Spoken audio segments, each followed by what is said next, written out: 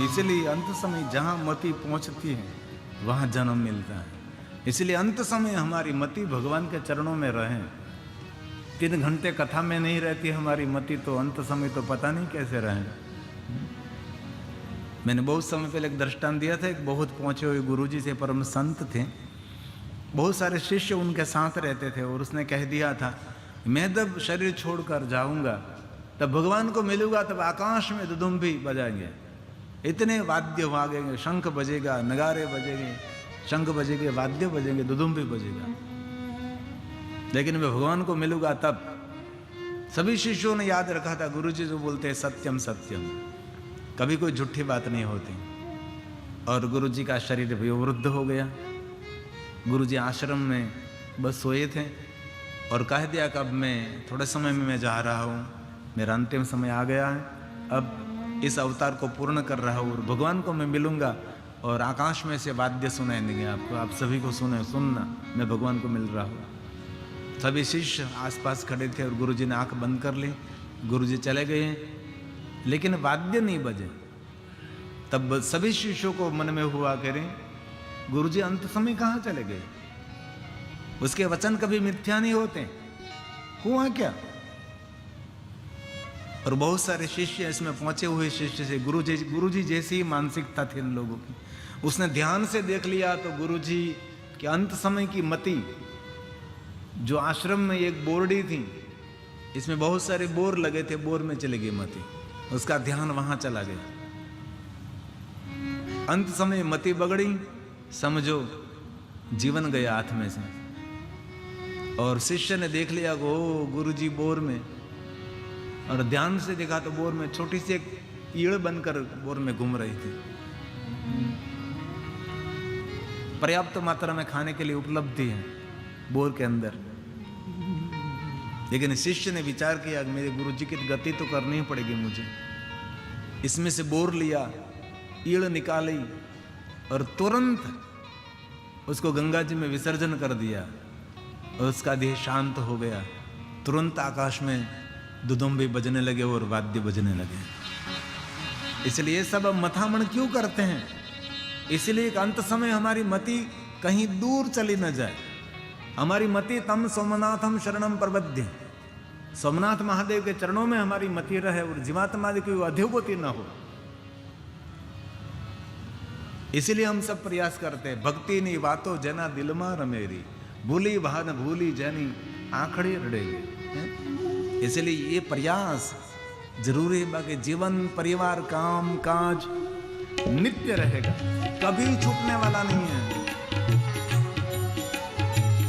हमारा प्यारा भजन है, भक्ति ने वातो जना दिल में, भक्ति ने वातो जना दिल में, भूली भान भूली जने आखड़ी रड़ेली, भूली भान भूली जने आखड़ी रड़ेली, भक्ति ने वातो जना दिल में, भक्ति ने वातो जना दिल में।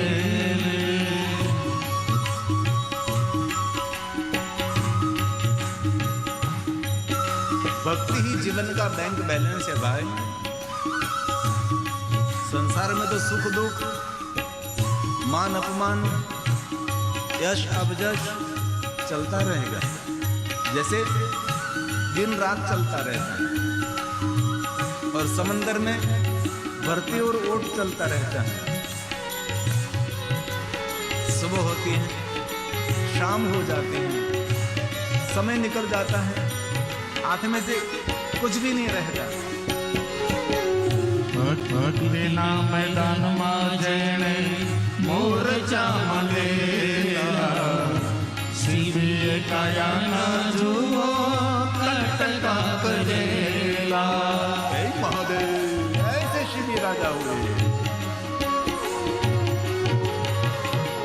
भक्ति ना मैदान में जने मोरचा मलेला, शिवे काया ना जुओ कटका લીલા કરેલા. એક જ વચને જેણે પ્રાણ તો તગેલા. એક જ વચને જેણે પ્રાણ તો તગેલા. કરે છે નવીન કાયા ભક્તિ કરેલી. કરે છે નવીન કાયા ભક્તિ કરેલી. ભૂલી ભાન ભૂલી જેને આખડી રડેલી. ભૂલી ભાન ભૂલી જેને આખડી રડેલી. ભક્તિની વાતો જેના દિલમાં રમેલી. ભક્તિની વાતો જેના દિલમાં રમેલી.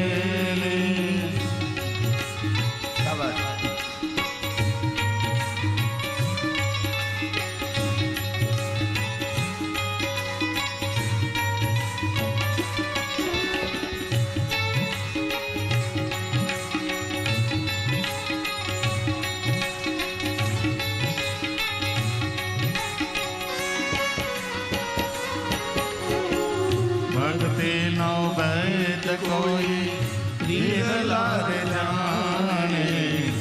રુદિયા વિધાણા જેના વચનો ન માણે. कितनी सुंदर बड़ी बात. ये गुजराती भजन है. ભક્તિ નો ભેદ કોઈ વિરલા રે જાણે. રુદિયા વિધાણા જેના વચનો ન માણે. પ્રીત જો ચંદ્ર ને ચકોરની વખાણે. પ્રીત જો ચંદ્ર ને ચકોરની વખાણે. હરિદાસ જલ વિના મિનતો મરેલી. હરિદાસ જલ વિના મિનતો મરેલી. ભૂલી બાન ભૂલી જેને આખડી રડેલી. ભૂલી બાન ભૂલી જેને આખડી રડેલી. ભક્તિની વાતો જેના દિલમાં રમેલી. ચંદ્ર અને ચકોરનું એ દ્રષ્ટાંત છે. બહુ વર્ષો પહેલા આ દ્રષ્ટાંત મેં આપતા હતા કે ચકોર ચંદ્રની સામે હું જોઈ રહ્યો હતો. એટલે એક સજ્જન ત્યાંથી નીકળે છે અને ચકોરને કહે છે કે શું જોવે છે? તો કે હું ચંદ્રને પ્રેમ કરું છું.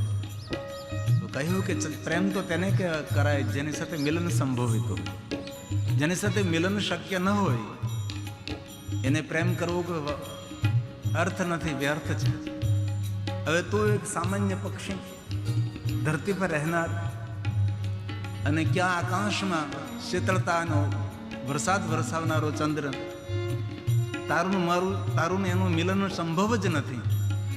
તો ચકોરે શ્રદ્ધાપૂર્વક કહ્યું કે જરૂર મારું મિલન થશે. જ્યારે પેલા સજ્જને કહ્યું કેવી રીતે મિલન થશે? તો કહે મને. ચકોરે કહ્યું કે ચંદ્રને પ્રેમ કરતા કરતા મારું આખું પૂરું થશે, મારું જીવન વીતી જશે. બસ આખું પૂરું થયું, મિલન તો નહીં થયું ને. અને પ્રેમની પરાકાષ્ઠા ત્યારે જ આવે જ્યારે મિલન સંભવ બને. મિત્ર સાથે પ્રેમ હોય, હાથ જ્યાં સુધી ન મિલાવે પ્રેમની પરાકાષ્ઠા ન આવે. માન દીકરીને પ્રેમ હોય, માન દીકરી જ્યાં સુધી ગળે માથું નાખીને મળે નહીં ત્યાં સુધી મા દીકરીનો પ્રેમ પૂર્ણ ન થાય. મિલન વગર પ્રેમ અપૂર્ણ રહે છે. બસ આખું પૂરું થયું, મિલન ન થયું ને. મારી વૃદ્ધાવસ્થા આવી જશે. બસ વૃદ્ધાવસ્થા આવી ગઈ એટલે તો કહું છું કે ચંદ્ર ક્યાં આકાશમાં શીતળતાને બારિશ કરનારો અને તું ક્યાં ચકોર, મિલન સંભવ નથી. નહીં નહીં, સાંભળ, મારું મિલન થશે. કઈ રીતે થશે?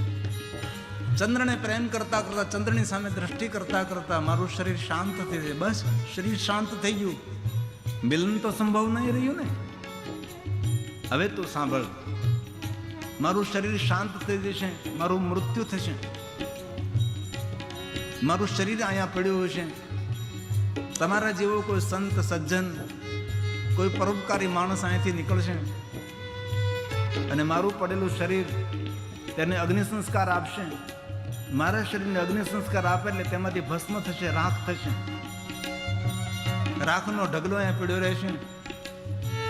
અને મારા કર્મો જો સારા હશે તો સ્વયં ભગવાન શિવ અહીંથી નીકળશે અને મહાદેવજી મારા શરીરની ભસ્મને જોશે.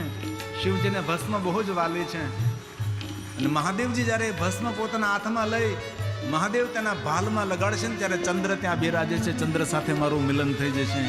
ઇસીલિએ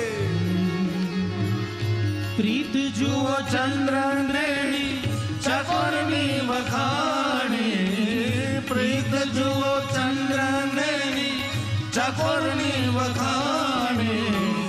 હરિદાસ જળ વિના મિનતો મરેલી, હરિદાસ જળ વિના મિનતો મરેલી.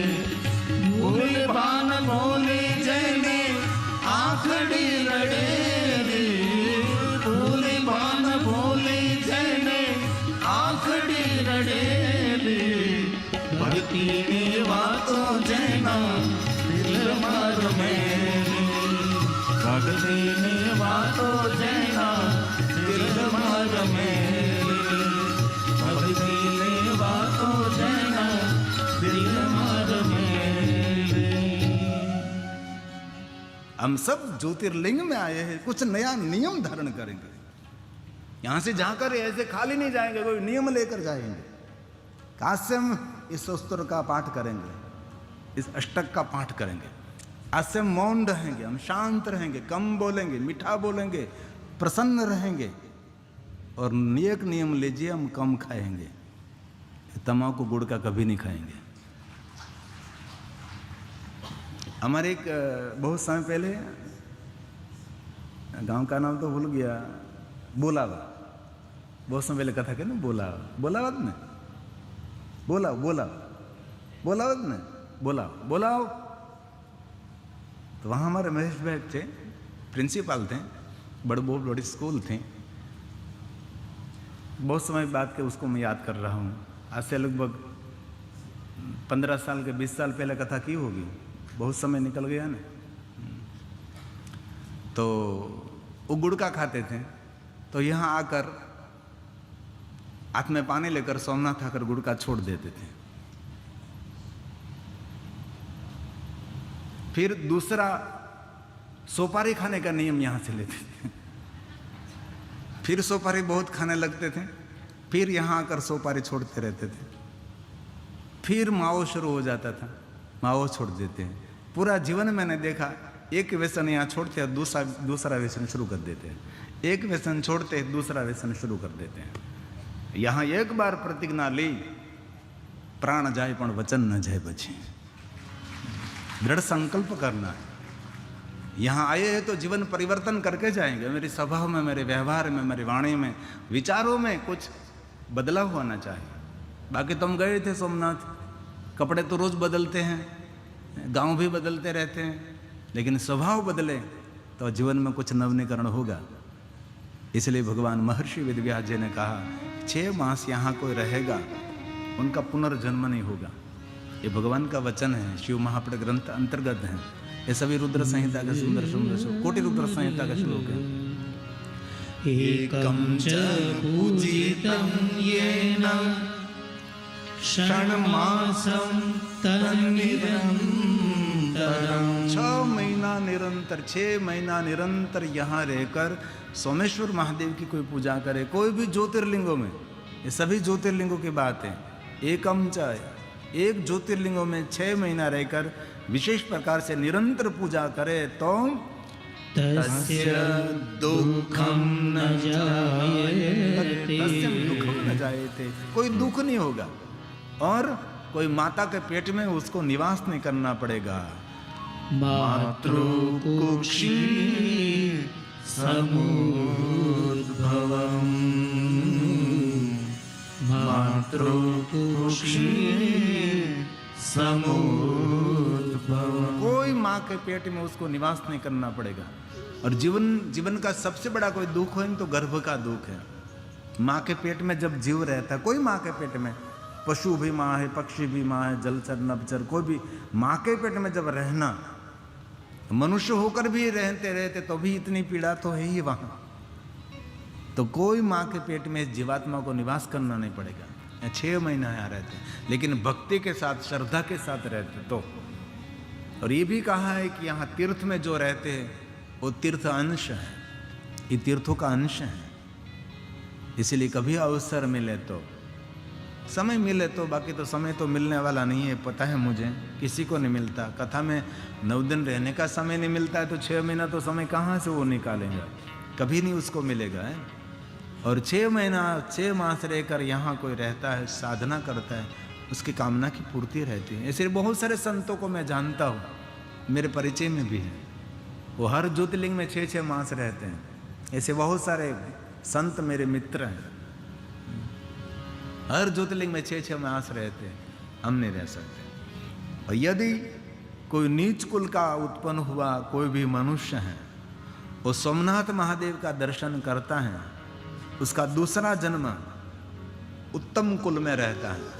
नीच कुल मतलब कोई ज्ञाति जाति की बात नहीं, ज्ञाति जाति ऐसा कोई भाव नहीं। नीच कुल मतलब माता पिता दुराचारी हैं, कुल पूरा भ्रष्ट हैं, ऐसे कुल में नीच कुल उनको कहा जाता है। कोई जाति ज्ञाति का यहाँ कोई वर्णन नहीं। नीच कुल जो संस्कारहीन, भक्ति विहीन, जिनका परिवार है, ऐसे कुल में जिनको जन्म मिला है। जैसे भक्त प्रहलाद, पिताजी कितने भगवान के विरोधी थे, भगवान के देशी थे, तो वे प्रहलाद प्रभु को पा गया। उनको सतकुल में, श्रेष्ठ कुल में जन्म मिलेगा। हीन योनि में जिनका जन्म हुआ है, ये भगवान का वचन है। इसलिए ये दर्शन करना कोई छोटी बात नहीं है सोमेश्वर महादेव का। और आज पीके लहरी साहब और हमारे जनरल मैनेजर चावड़ा साहब यहाँ सोमनाथ मुझे सुबह सुबह में कह रहे थे कि बापू हम थोड़े समय से देख रहे हैं, आ गए, बैठे हैं चावड़ा साहब। मुझे पता नहीं, जो कि टीवी मेरे बीच में आता है, मुझे दिखाई नहीं देता है। अभी मैं नाम लीधું ને એમ સારું કેટલું કહેવાય, ભાગશાળી કેટલા કહેવાય જેનું નામ લીધું એ આમાં આવ્યા। તો થોડાક આ બાજુ આમાં આવતા રહ્યું ને તો મને થોડુંક દેખાય સાહેબ, આ મને ટીવી આડું પડે। હા બરાબર, ચાવડા સાહેબને ખૂબ તાલી વડે આપણે વધાવીએ છીએ। આવો પધારો, પધારો, વેલકમ, પધારો। આ ટીવી છે ને આડું આવતું સાહેબ, તમારું નામ લીધું ને તમે આવ્યા, મને ખબર નહીં ત્યાં કંઈ દેખાતું નહોતું ત્યાં કંઈ। હે પીઆઈ રાવલ સાહેબ આપનું પણ સ્વાગત છે, ખૂબ હૃદયથી તાલી વડે અમારા પીઆઈ રાવલ સાહેબનું પણ સ્વાગત કરીએ। એની બધી જ સિક્યુરિટીની જવાબદારી, એની રક્ષાની સુરક્ષાની જવાબદારી અમારે રાવલ સાહેબ ઉપર છે। બહુ હૃદયથી આપનું પણ સ્વાગત છે। અન્ય પધારેલા મહેમાનોનું પણ સ્વાગત। જીતુપુરી બાપુ આપનું પણ હૃદયથી સ્વાગત છે। જીતુપુરી મારી સાથે ઇંગ્લેન્ડ આવ્યા હતા ચાવડા સાહેબ, મને કે હવે આવે એ બાપમાં ફેર હોય ઇંગ્લેન્ડમાં। થાકી ગયા હતા। મેં કીધું તમે તો શું કરીએ, દર વર્ષે આવીએ છીએ, કેટલા દેશોનું મેં ભ્રમણ કરી કે હવે પગ ન મૂકો કોઈ દી ઇંગ્લેન્ડમાં। કે એમ કેવો સારો અનુભવ થયો છે ઇંગ્લેન્ડને અમને, બોલો વિચાર કરો। મેં કહે એમનો કંઈ ફરી વાર આવવું છે, પણ નહીં, હું તમને બહુ દિલથી કહું છું, ભારત દેશમાં જે આનંદ અને મજા છે ને એવી કોઈ દેશમાં મજા નથી। એમાં ભારત દેશની અંદર ગુજરાતમાં જે લહેર છે એવી લહેર ક્યાંય નથી, અને ગુજરાતમાં જે લહેર છે એના કરતાં વધારે લહેર સોમનાથમાં જે છે એવું ક્યાંય નથી। સોમનાથ મહાદેવમાં જે લહેર છે, એટલે આપણે તો બહુ ભાગશાળી છે કે આપણા પૂર્વજનોના કોઈ પુણ્ય એકત્ર થયા છે, તેથી આપણે અહીંયા છીએ। અને આપણે સૌ સોમનાથ મહાદેવનું આરાધન કરવા માટે ભેગા થયા છીએ। 9 દિવસ માટે આપણે સોમનાથ મહાદેવનું આરાધન કરશું। 6 મહિના તો ન રહી શકીએ, પણ કમસે કમ 9 દિવસ તો રહીએ। અને આમે શિવમાં આપણા ગ્રંથમાં એવું કહ્યું પણ છે કે જીવનનું બધું જ કાર્ય પૂર્ણ થઈ જાય ત્યારબાદ નિવૃત્તિનો સમય માણસે જ્યોતિર્લિંગોમાં વિતાવવો જોઈએ। હજી પણ ઘણા બધા શેઠ લોકોને હું ઓળખું છું, જે મારવાડી સમાજના શેઠ લોકો છે, એ બધા જ પોતાનો પરિવારમાંથી નિવૃત્તિ લઈને બધાને હાથ જોડી અને નીકળી જાય, અને કાશીમાં, વૃંદાવનમાં, જ્યોતિર્લિંગોમાં, ઋષિકેશમાં એ લોકો નિવાસ કરે છે। એવા અનેક મોટા મોટા શેઠોને હું ઓળખું છું જે મારા સંપર્કમાં છે। આપણે તો કોઈ દી પૂરું થતું જ નથી, નીકળવાનો કોઈ પ્રશ્ન જ નથી। ક્યાંય ખરા ઘરમાં બહુ મને હેરાન ન કરતા હોય ને, કર જુનાગઢ વયો જાય, પણ શિવરાત્રિના મેળામાં મેળો પૂરો થાય એટલે પાછો આવે છે। इसीलिए शिव महापड़ ग्रंथ में भगवान महर्षि वेदव्यास जी ने कहा है, हीन योनि में किसी का जन्म हुआ है, सोमनाथ महादेव का पूजन करे, सोमनाथ महादेव का दर्शन करे तो उत्तम कुल में उसको जन्म मिलेगा और उसका सर्व प्रकार से कल्याण और मंगल होगा, और श्रेष्ठ कुल में उसको जन्म मिलेगा। कितनी सुंदर बात है। हीन योनियो यदा जातो, हीन योनो यदा जातो ज्योतिर्लिंगं च पश्यति। पश्यति मतलब देखना, जो कोई ज्योतिर्लिंग को देखता है, पश्यन्ति मतलब जो, अथवा दर्शन करना। कोई हीन योनि में जन्म हुआ कोई जीव जो सोमनाथ महादेव को देखता है, सोमनाथ महादेव का दर्शन करता है, तो उनके लिए भगवान ने वचन दिया है, तस्य जन्म भवेत् तत्र विमले सत्कुले पुनः, विमले सत्कुले पुनः। पुनः जन्म, दूसरा जन्म उसका सतकुल में, श्रेष्ठ कुल में, भगवान महादेव के भक्त कुल में उसका जन्म होगा। सतकुले जन्म संप्राप्यम, श्रेष्ठ कुल में जन्म होने के बाद वेदों का ज्ञाता होगा, धन धान्य से संपन्न होगा, शुभ कर्म करता हुआ दिखाई देता, और अंत में मुक्ति को प्राप्त होगा। जो सोमनाथ महादेव के दर्शन करने मात्र से, इसीलिए तो कितने कितने लोग दर्शन करते। मैं बात ये कह रहा था कि सुबह में राष्ट्रध्वज वंदन के समय, प्रजासत्ताक दिन सुबह में एक मिले थे, तो मंच पर चावड़ा साहब ने मुझे कहा कि हम थोड़े समय से देखते हैं बापू कि युवा भाई बहन बहुत ज़्यादा सोमनाथ महादेव के दर्शन के लिए पधार रहे हैं। ये बात मुझे बहुत अच्छी लगी आपकी, इस बात पर मैंने आपको याद किया था। अभी मैं ये बात कर रहा था तब आपका आगमन हुआ। ये मैं कह रहा था कि आजकल युवान भाई बहन, और मैं बहुत समय पहले त्रयोदशी के दिन यहाँ था, तो त्रयोदशी की यहाँ रात्रि की पूजा होती है भगवान की, रात्रि में दर्शन की जाती है, आरती होती है रात्रि में। त्रयोदशी शिवरात्रि के दिन त्रयोदशी व्रत करे हमेशा, ताके तन नहीं रहे कलेशा, धूप दीप नैवेद्य चढ़ावे, शंकर सन्मुख पाठ सुनावे, तो जन्म जन्म के पाप नचावे। तो त्रयोदशी के दिन मैं रात्रि में था, तो मुझे एक जगह पर खड़े रखने के लिए जगह रखी थी वहाँ दर्शन के लिए, और बहुत सारे दर्शनार्थी आते थे।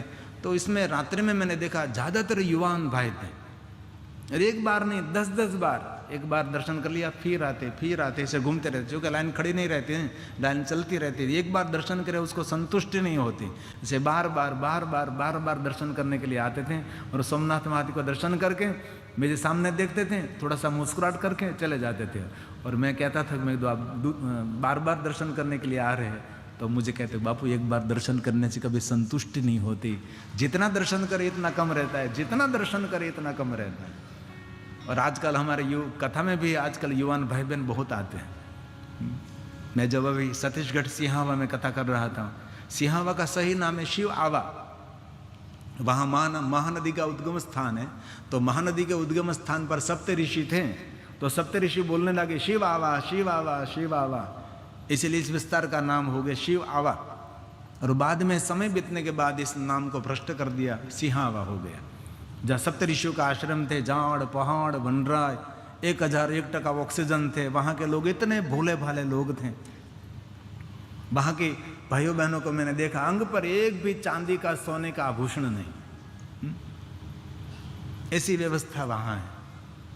और वहाँ के रोड नहीं, सुरक्षा नहीं, कुछ भी नहीं छत्तीसगढ़ में।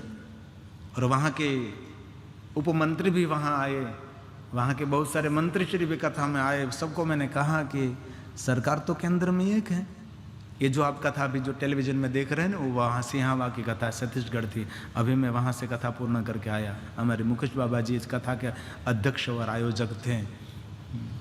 तो मैंने सभी मंत्रियों उपमंत्रियों को मैंने कान में कहा कि यहाँ क्यों खो नहीं रहा, सरकार को केंद्र में भाजपा ही, आपकी सरकार भी भाजपा की सरकार है, तो यहाँ क्यों कमी, क्या जवाब दें, कुछ ही नहीं बन रहा था। और गुजरात में देखो रोड रास्ता सुरक्षा, और मेरा निवास स्थान था वहाँ 5 भरी बंदूक में मिलिट्री जन रहते थे, मिलिट्री फौज वहाँ रहती थी मेरा निवास स्थान पर, और पूरी रात जागती थी, पूरी रात जागती थी। और कथा था चारों तरफ मिलिट्री के जवान, चारों तरफ पुलिस के जवान, और मैंने अंतिम दिन सबको मंच पर आमंत्रित किया और सभी मिलिट्री जवानों का आदर किया, पुलिस जवानों को आदर किया, मैंने बहुत बड़ा सम्मान किया सबका। और 2-3 मिलिट्री वाले तो थे कि बापू पहली बार मंच पर आकर हम शिव महापुरुष भगवान की आरती, जो देखो अब टेलीविजन में देखो, पहली बार आरती उतार रहे हैं हम।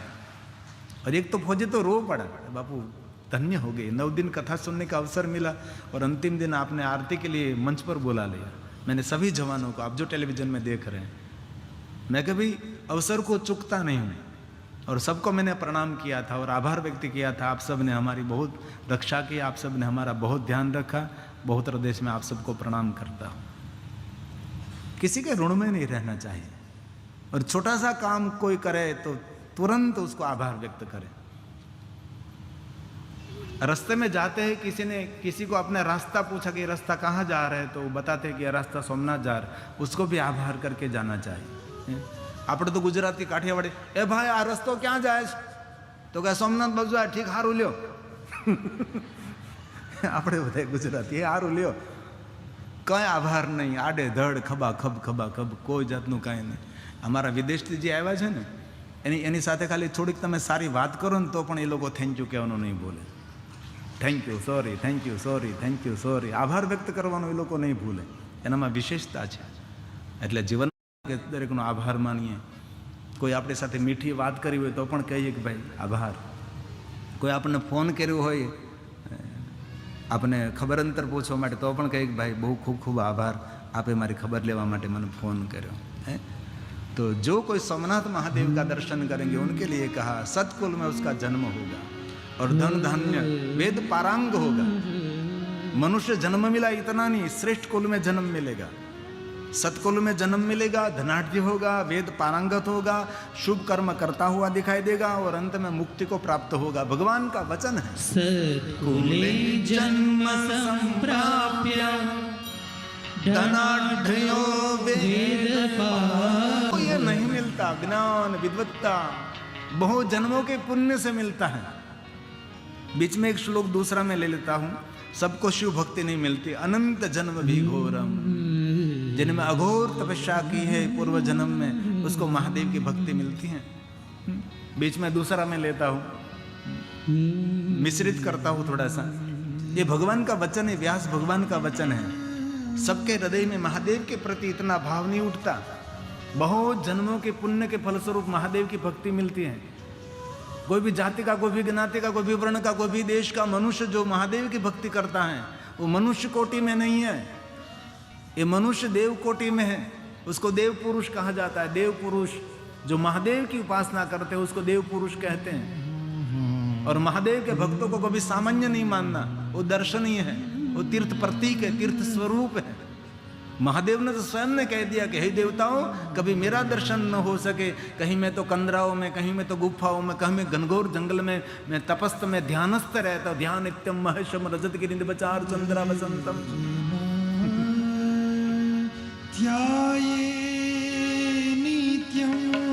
पता नहीं मैं कहाँ कब चला जाता हूँ। ध्याये नित्यं महेशं, ध्याये नित्यं महेशं रजतगिरिनिभं चारुचन्द्रावतंसं रत्नाकल्पोज्ज्वलाङ्गं परशुमृगवरा पीतिहस्तं प्रसन्नं पद्मासीनं समन्तात्स्तुतममरगणैर्व्याघ्रकृतिं वसानं विश्वाद्यं विश्ववन्द्यं निखिलभयानं पञ्चवक्त्रं त्रिनेत्रं ध्याये नित्यं महेशं रजतगिरिनिभं ध्याये महा। इसलिए महादेव ने कह दिया कि देवताओं मेरा कोई ठिकाना नहीं है, मैं कभी ध्यानस्थ हो जाता हूँ, मैं कभी गुफाओं में चला जाता हूँ, मैं घनघोर जंगल में, हिमालय पहाड़ों की कंदरा में मैं चला जाता हूँ। इसलिए कभी मेरे दर्शन न हो सके देवताओं, तो मेरे दर्शन की अभिलाषा है ना, तो मेरे भक्तों का दर्शन कर लीजिए, मेरे दर्शन का फल आपको मिल जाएगा। ये महादेव के भक्तों की महिमा है। और सबके हृदय में दृढ़ भक्ति महादेव की नहीं होती, अविचल भक्ति कभी नहीं होती, सबको कभी नहीं मिलता। जिनने अघोर तपस्या की है, अनंत भाव तक जिन्होंने तप किया है, ये भगवान का वचन है। मैं तो मध्यस्थ, मैं तो मिश्रण करता हूँ सब कुछ। अनंत जन्म घोरम यदि तप्तं तपस्तदा त्वयि भक्तिर्महादेव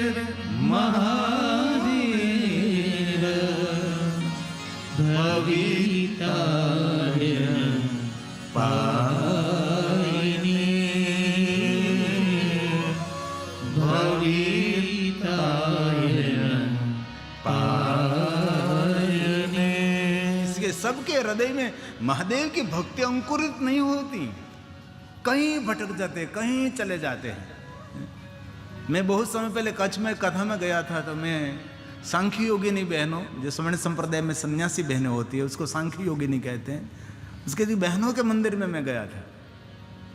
और सभी बहनें ये मेरी कथा से परिचित थी, और सभी सांख्य योगिनी बहनों ने कहा, बापूजी हम यहाँ पार्थेश्वर का पूजन करते हैं और हम शिव महापड़ ग्रंथ का भी पाठ करते हैं। अभी जो मैं अमरापुर धाना ने कथा करके आया 24 तारीख को, वहाँ रोज हमारे स्वर्ण संप्रदाय की सांख्य योगिनी बहन रोज कथा में आती थी और आकर पहले भगवान को प्रणाम, साष्टांग प्रणाम करती थी बहन और माताजी, और बाद में बैठकर आदर के साथ भगवान की कथा श्रवण करते थे। और जितने में शिव जी की स्तुति बोल रहा था, सब साथ साथ में बोल रहे थे। इसलिए मैंने कहा आप स्वर्ण संप्रदाय के सन्यासी नहीं है, लेकिन आप मैदान मार्गी, क्योंकि आपके हृदय में महादेव के प्रति भाव है, महादेव के प्रति भक्ति है। और एक दूसरी बात बीच में कहता हूं, जीवन मार्ग में कोई ऐसा भटकता हुआ, लटकता हुआ कोई मिले, उनके हृदय में महादेव की भक्ति की जोत जगाना, उसके हृदय में महादेव के प्रति भक्ति की जोत जगाना, भगवान शिव जी को हजारों दीपमाला का पुण्य मिलता है। हजारों दीपमाला का, शिवाली में दीपमाला करते हैं ना, हजारों दीपमाला का पुण्य उनको मिलता है। जो कोई मनुष्य के हृदय में महादेव के प्रति अब भक्ति जगा दो, और मेरा काम वही है। मैं कोई भी तरीके से जो एक बार महादेव की कथा सुनता है, उनके हृदय में मैं भगवान महादेव का नाम का दीप नहीं, मैं पूरी दीपमाला जगा देता हूँ। मुझे भगवान ने बहुत वरदान दिया, उसके हृदय में महादेव के प्रति इतना दृढ़ भाव, दृढ़ भक्ति। और कहने के लिए मुझे गौरव हो रहा है, अगले साल मैंने स्वर्ण संप्रदाय में एक बहुत भव्यातीत भव्य रूप में भगवान महादेव की कथा दी है। और धर्म धुरंधर राकेश प्रसाद जी के जन्म महोत्सव पर, वहाँ कहाँ कथा होगी? पंचेश्वर महादेव, नौतम स्वामी, अति भव्यातीत भव्य स्वर्ण संप्रदाय के संत सभी उपस्थित रहेंगे और महादेव की कथा का आयोजन करेंगे। मुझे तो किसी की कंठी गले में से निकालना नहीं है, कंठी के साथ मुझे तो रुद्राक्ष पहनाना है। मैं कोई धर्म का विरोधी, कोई संप्रदाय का विरोधी नहीं हूं,